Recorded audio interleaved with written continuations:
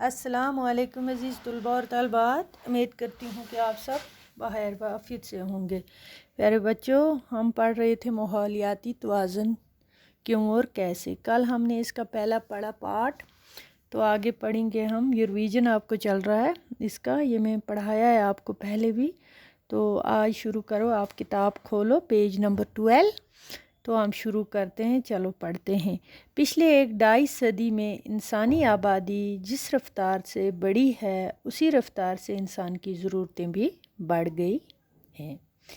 ان بڑھتی ہوئی ضرورتوں کو پورا کرنے کے لیے پیداوار بڑھانے کی کوشش بھی تیز تر ہوتی گئی۔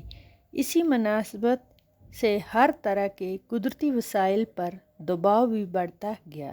صنعتی انقلاب نے انسان کو مشینوں سے روشناس کرایا، جن کی مدد سے ہماری پیداواری صلاحیت کئی گنا بڑھ گئی، اور اس طرح سے ہماری بڑھتی ہوئی آبادی کی ضرورتیں پوری ہو گئی۔ لیکن پیداوار کو بڑھانے کے لیے ہمیں زیادہ سے زیادہ خام مال کو استعمال کرنا پڑا۔ زیادہ اناج اگانے کے لیے ہم نے زیادہ سے زیادہ زمینوں کو زیر کاشت لایا۔ اس زمین کو حاصل کرنے کے لیے ہم نے جنگلوں کے جنگل صاف کر دیے۔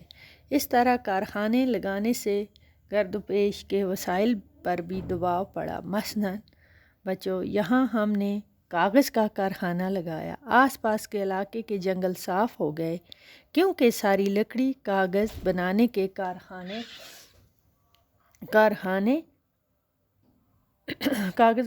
کارخانے کی نظر ہو گئی۔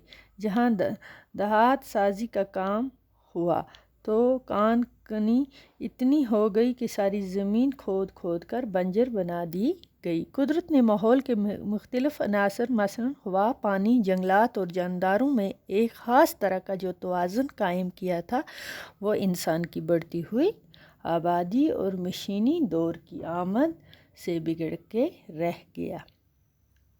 تو بچوں، یہ ہم نے آج پڑھا اتنا، یہ میں آپ کو پہلے بھی سمجھا چکی ہوں، تو آپ بھی ریپیٹ کرنا، یہ پڑھنا ساتھ۔